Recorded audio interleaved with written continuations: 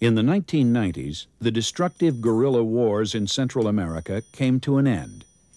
In exchange for a chance to participate in the democratic process, thousands of combatants agreed to lay down their arms.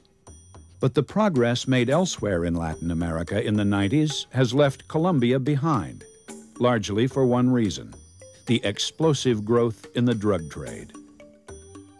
Over the past decade, government forces in Peru and Bolivia, once the largest producers of cocaine, have had some success in disrupting the local drug trade. As a result, the major source of supply has shifted to Colombia. 10 years ago, about 30,000 acres of Colombian territory were dedicated to coca production. Today, coca growing areas total more than 250,000 acres. As the coca and poppy plantations have spread, so has the corrupting influence of drug money.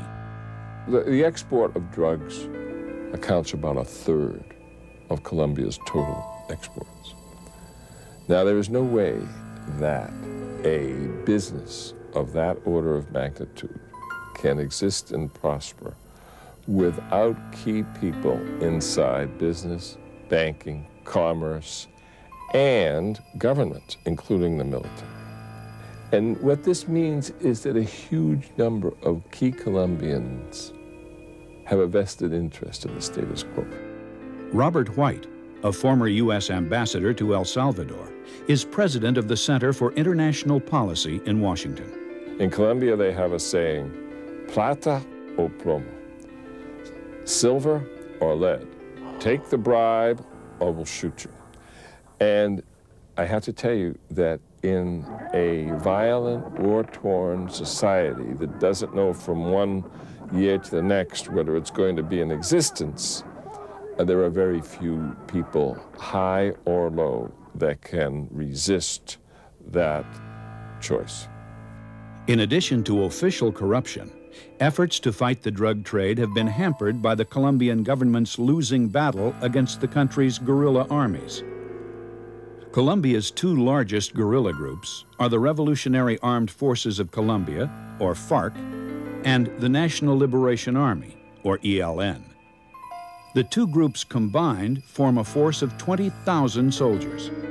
These well-armed rebels, along with about 5,000 right-wing paramilitaries, have made large areas of the country too dangerous for counter-drug operations. In an effort to enhance peace talks with the rebels, in 1998, Colombian President Andrés Pastrana withdrew the national police and the armed forces from almost half of Colombia's territory. As a result, FARC and ELN guerrillas now occupy a number of demilitarized zones. And it is in these regions that the vast majority of Colombia's cocaine and heroin are produced.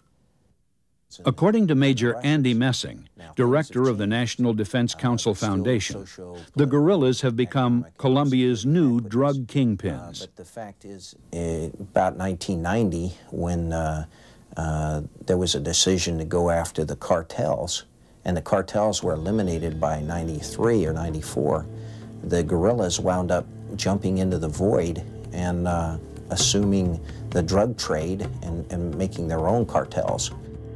The guerrillas collect taxes from drug growers and producers in exchange for protecting their plantations, processing laboratories, and shipments. The U.S. government estimates that the guerrillas receive more than $500 million per year from the narcotics trade, earning them the moniker narco-guerrillas. The income helps the guerrillas buy weapons, supplies, and manpower equal or superior to those of Colombian government forces. While drug money has strengthened the guerrillas, it has also corrupted their cause and cooled their desire to negotiate with the government. The guerrillas have two advantages right now. They're winning on the battlefield, and they have an incredible amount of money that they're making through the drug trade. And so they're doing things to their timetable, their way. And like a commandante I once met said to me, and who was involved in the drug trade, he held up his gold credit card and he said to me, when I got this gold credit card, my ideology went out the window. The guerrillas are not alone in profiting from Colombia's chaos. A number of paramilitary groups work directly for major drug traffickers. Elements of the Colombian armed forces have also been implicated in the drug trade. 8 months ago, an Air Force plane, Colombian Air Force plane, the head of the Air Transport Command's plane landed in Miami. DEA agents tore it apart and found over a half ton of cocaine. That plane had been its entire life on military bases. The idea that there are black hats and white hats in this country is simply an illusion. The booming drug trade, the strength of the guerrillas, and an almost total lack of public confidence in Colombia's institutions have combined to threaten the country's very existence. The situation in Colombia is desperate. It's more desperate now than it's ever been. The threat does not stop at Colombia's borders. One matter of international concern is a potential environmental disaster in an area known as the lungs of the world. Chemical solvents used in cocaine processing are contaminating the headwaters of the Amazon River, and the drug trade is eating away at Colombia's rainforests. Well, worldwide, there's been particular ecological damage done to our planet by drug dealers. They cut down tens of thousands of acres of jungle, virgin triple canopy jungle. And this goes on day after day, and we're seeing acres and acres eroded day after day to make way for coca bushes and poppy plants. Apart from the ecological threat, the increasing production of cocaine and heroin represent a very real threat to public health and security in the United States. Every ton of cocaine comes into the United States. It's $1 billion in damage to our economy and to our citizens. 1 ton, 1 billion.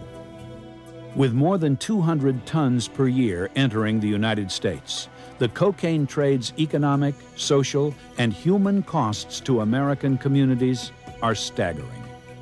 Right now, we're having more supply than demand. I mean, they're trying to create additional marketplaces. That's why this is why it's a national security issue for the United States. They're sending in more drugs than drug users, current drug users need right now. The looming threat of cheap, dangerous drugs flooding America's cities is especially frightening due to the apparent powerlessness of either the Colombian or American governments to stop it. Without assistance from the United States and other allies, Colombia could succumb to the violent criminal enterprise. We cannot afford to allow Colombia to fall into a country of disrepair. It's too big of a country, it's too important of a country. It is one of the most important countries in Latin America, and certainly no America can afford to see it be lost.